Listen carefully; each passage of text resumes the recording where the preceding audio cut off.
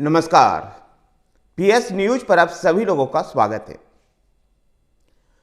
कांग्रेस के वरिष्ठ नेता जो चुनाव लड़ने से हिचक रहे हैं, कांग्रेस अब की बार उनको रियायत नहीं देगी और कांग्रेस ने अपनी पहली सूची में इस बात का संकेत भी दे दिया है।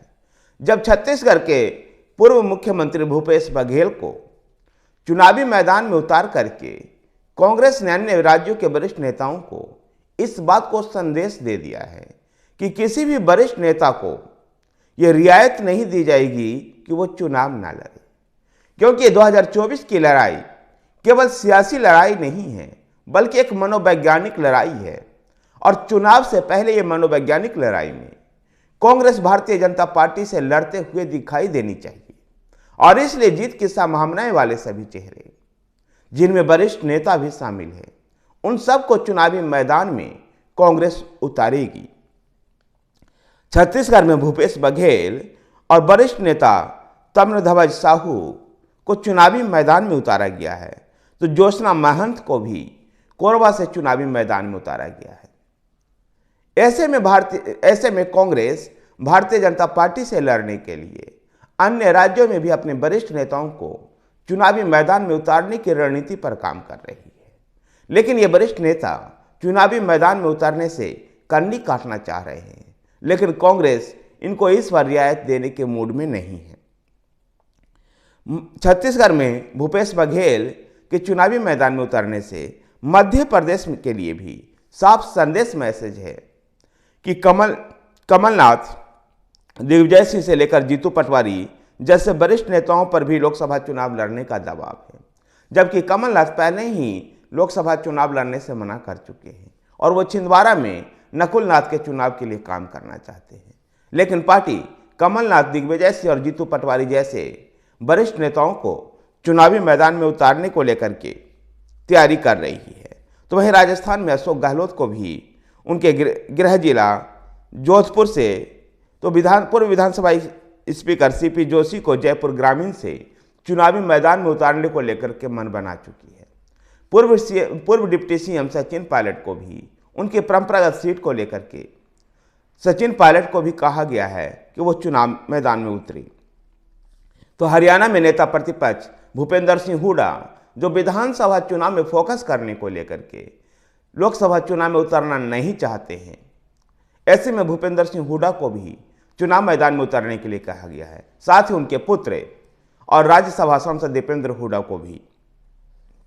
इसके अलावा रणदीप सुरजेवाला, कुमारी सैलजा, किरण चौधरी को भी चुनाव मैदान में उतरने की संभावना है।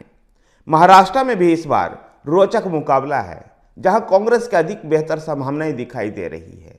INDA गठबंधन के तहत चुनाव मैदान में कांग्रेस उतरेगी और महाराष्ट्र इकाई के अध्यक्ष नाना पटोले, नेता विपक्ष विजय वडेट्टीवार, वरिष्ठ नेता बालासाहेब थोरटे, माणिकराव ठाकरे के साथ ही कांग्रेस महासचिव मुकुल वासनिक और पूर्व गृह मंत्री सुशील कुमार सिंधे को भी चुनावी मैदान में कांग्रेस उतार सकती है।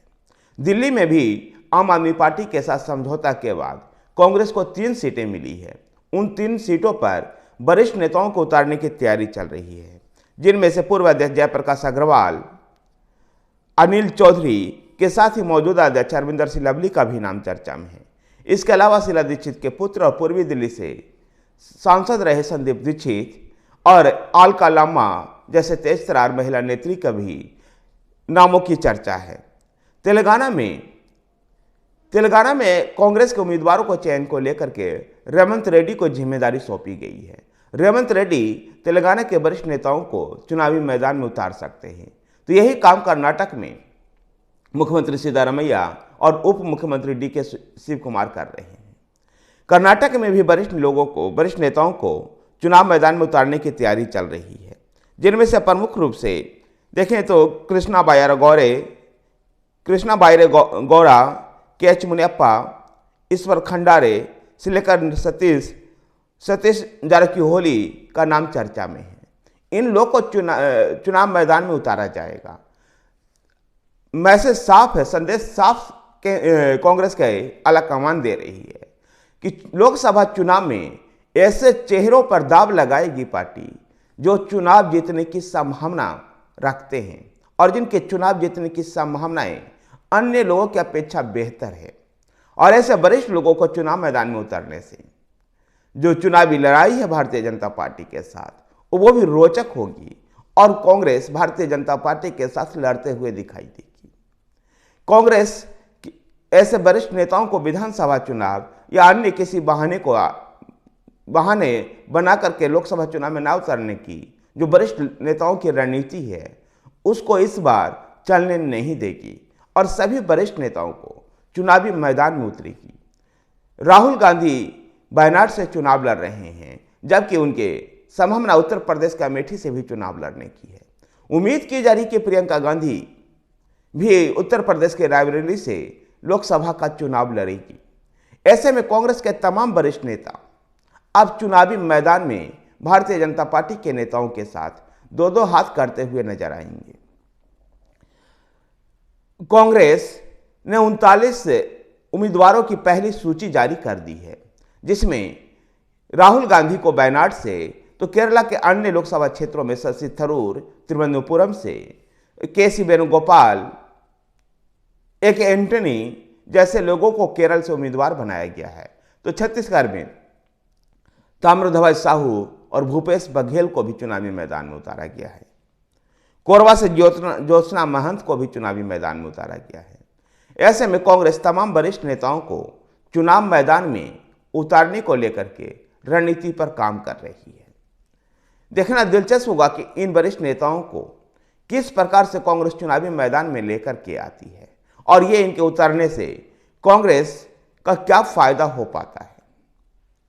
फिलहाल जिस प्रकार का राजनीतिक माहौल देश में दिखाई दे रहा है उस पर कांग्रेस बैकफुट पर नजर आ रही है, लेकिन कांग्रेस भारतीय जनता पार्टी से लड़ते हुए दिखाई देना चाहती है, इसलिए वरिष्ठ कांग्रेसी नेताओं को चुनाव मैदान में उतारने की संभावनाओं को तलाश रही है और इसलिए भारतीय जनता पार्टी से मुकाबले के लिए कांग्रेस की अगली सूची में कई ऐसे नाम शामिल हो सकते हैं जो कांग्रेस के बड़े वरिष्ठ और राज्य में भी दिग्गज चेहरे के रूप में उनकी पहचान होती रही है।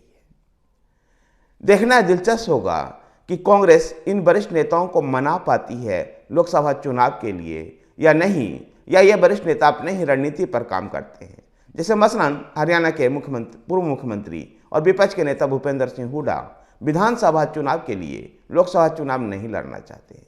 क्या इस तरह की रणनीति इन वरिष्ठ नेताओं को काम आएगी या पार्टी चुनाव मैदान में उतारने में सफल होगी इन नेताओं को? धन्यवाद साथियों, वीडियो को लाइक कीजिए, शेयर कीजिए। हमारे साथ बने रहने के लिए हमारे चैनल PS न्यूज को सब्सक्राइब कीजिए। धन्यवाद।